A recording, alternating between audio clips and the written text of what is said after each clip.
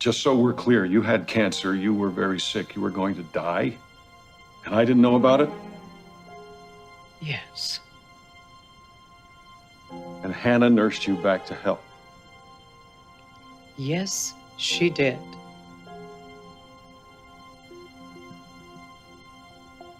And that's one more reason for me to hate her.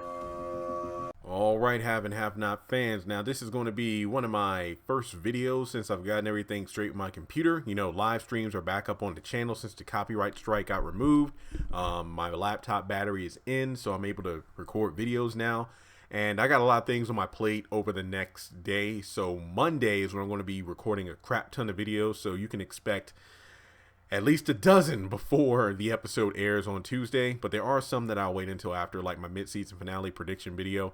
This video is going to be focused on a brief scene we got in the episode. I've already done a video about, you know, Katheryn tells Jim about her cancer, and we saw the episode already, so there's not much to talk about there. The one scene we need to talk about is the scene that he talks about.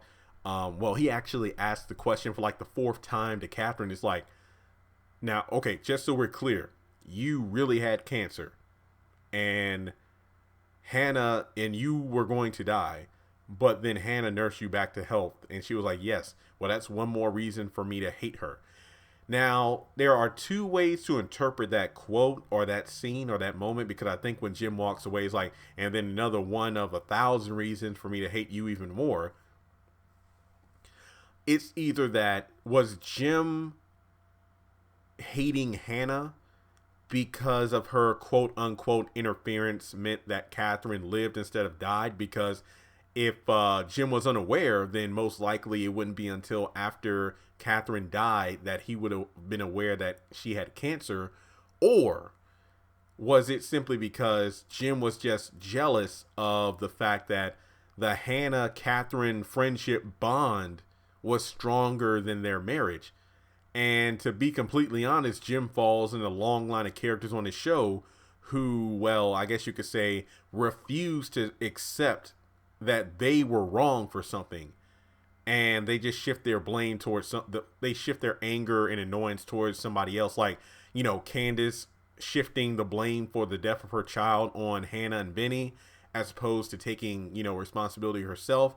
Veronica shifting the blame for everything going wrong in her life on her son who's acting out because he's gay, and her ex-husband who, you know, tried to replace her instead of realizing that she drove them both away. And in this situation, Jim has just been constantly jealous about Broderick, Rocky, whoever else Katheryn has been in bed with, yet he has, and I don't want to make it sound like I'm on his side here, but just hear me out. Katheryn, yes, has been sleeping around, but so has Jim. But to make things even worse, he has 2 sons by Celine.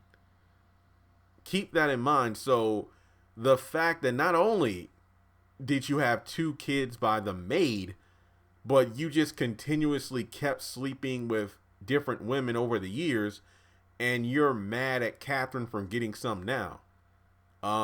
Yeah, that makes a lot of sense, Jim. So I'm thinking that what really has him mad is just the sheer shock of, my wife is dying, or was dying in front of my eyes, but I didn't even know, because this was during season 1 when he was running around with Candace. So the last thing on his mind was Katheryn. So instead of, you know, seeing what was going on with his family, yeah, he screwed up. So, I mean, if you want to take it back even further to the beginning of season 3, after the whole situation of finding Amanda dead, and Wyatt revealed that he found out after he got into Jim's phone that the very day that he was molested by those priests at the Bible camp, and he was calling his dad to come and get him, he said he couldn't come because he was at work. He was actually with Celine that day.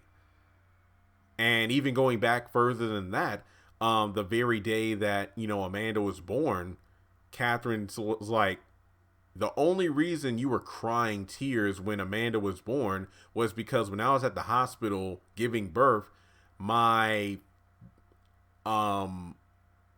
think it was, I could be wrong, somebody let me know in the comments, did Katheryn say my father or my uncle, one of them found you in bed with Celine and they threaten to beat you until an inch of your life, and that's the only reason you were crying when you were at the hospital when Amanda was born. So yeah, maybe in that moment when he found out that Katheryn had cancer and he didn't even know about it and he wasn't there for her, but Hanna was, I feel like he's shifting that hatred and anger of himself onto Hanna. So if you ask me personally, I feel like Jim Cryer's just incredibly jealous that, okay, once again, you know, I screwed up, but instead of admitting to it, I'm just going to shift the blame because Hanna was there when Jim wasn't, is the best way to put it. So in a way, I really compare that Jim is acting like Celine. Like if you go back to season 1 or the early episodes, when you know, after Hanna finds out about the cancer and her and Katheryn start getting close,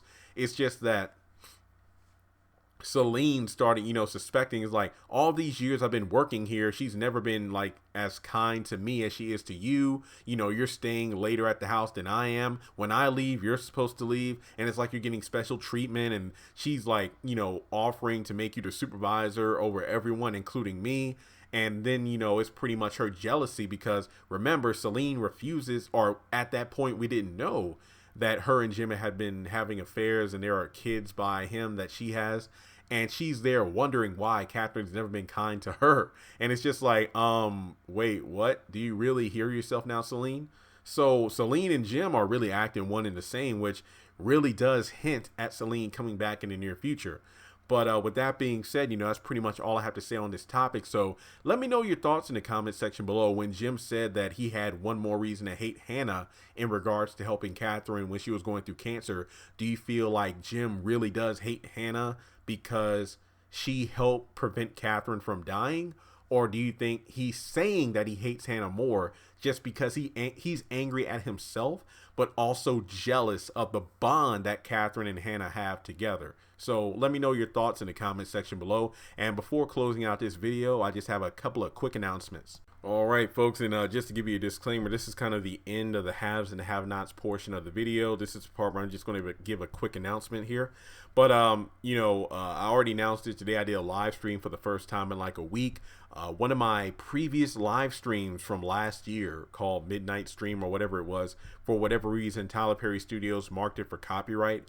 I still have no clue why. Basically, after a week of trying to get in contact with the right people, the copyright strike has been lifted, hence why I'm able to do live streams now. But they said it was manually detected in an error on their part, which is okay. I'm glad they recognized it, but it sucked because I was unable to do a live stream right after the episode, so hopefully that won't happen again. So I did a live stream earlier. I talked about everything I have going on with the channel and everything. So I did the live stream, then I did a quick video after that. Pretty much, you know, an embarrassing story that happened to me a couple of days ago. And I just want to address a couple things. Like, guys, in my live stream, one of the announcements I have is I'm actually thinking about doing a third channel. I've already got a second channel, We Are The Flash, but I haven't done anything on there in a while because we haven't reached 1,000 subscribers. So I said, let me just make a third channel where I just talk about life in general, things I go through, you know, the videos on this channel, like music and news and pop culture. That channel would have all of that stuff, you know, like this channel would strictly be not just the haves and the have-nots and everything else Tyler Perry is working on, but any other drama series like The Family Business or Greenleaf. Like, this channel will be that channel, while every news related topic or any other stories I want to talk about will be on my third channel. So when I put the video up an hour or so ago, I just said, I saw some comments I just took down because they were just stupid. Now, I get it. Like, if you are newer to the channel and it's like, if you expect the haves and the have-nots 24/7, that's completely understandable. But there are times when I will do videos that are just day in the life kind of styles, as opposed to non-stop theory episode review, because I don't post episodes because of copyright.